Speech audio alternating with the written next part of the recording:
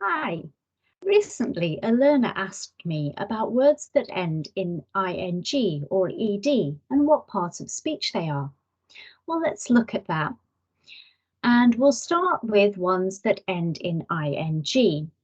There are different uses. We could have words that are present participles that end in ing. Basically, those are words or verbs, parts of verbs used in a continuous tense. For example, he's watching TV. Next week, I will be working from home. Watching and working are part of a tense. Watching here is part of the present continuous, whereas working is part of the future continuous. Those words alone are a present participle. She read a whole book sitting under the tree. Some people often get confused by this sentence.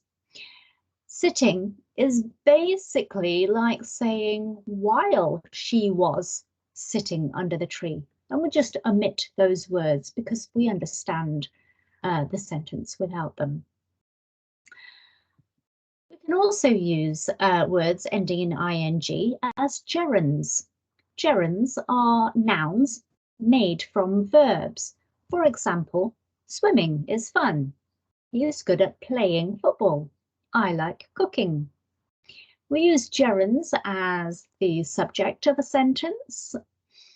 We use them after prepositions or after certain verbs. We can also use adjectives that end in ing. For example, it's an interesting book. The man was very entertaining. Interesting describes book. Entertaining describes the man. And there are some other words as well that end in ing. For example, sing, ring, king, thing, and bring. Sing is a verb. Ring could be a verb, could also be a noun, depending on the context. King is a noun, and so is thing. And bring is a verb. And there are lots of other words as well. But when you see a word ending in ing in a sentence, look at the word. Look at what it's being used for in the sentence. What other words are around it? What is the purpose of that word in the sentence? What is it doing there? That will help you to work out whether the word is being used as a present participle, so part of a tense, if it's a gerund, or is it an adjective or another word? Looking at the ed ones, very often they are used as part of the past simple tense. For example, she wanted an ice cream. The robber fled from the scene. Usually, words that end in ed in the past simple are regular words. So verb and then ed on the end. But there are some irregular verbs that end in ed in the past simple. For example, fled. It's irregular, but there aren't that many of those. Past participle is another use. Typically, this is the regular words. For example, she has prepared lunch. Smoking is not permitted in college. Having watched the film, she decided to read the book.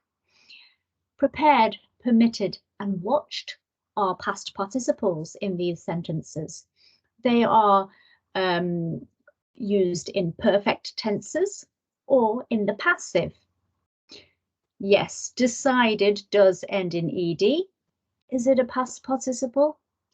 Not in this sentence. Here it is a past simple. Moving on to adjectives. For example, the kids were bored. A tired mother still works really hard. Bored describes kids. Tired describes mother. Have some other words that end in ed. For example, bleed, which is a verb. Red is an adjective. Shed and bed are nouns. Shred and succeed are verbs.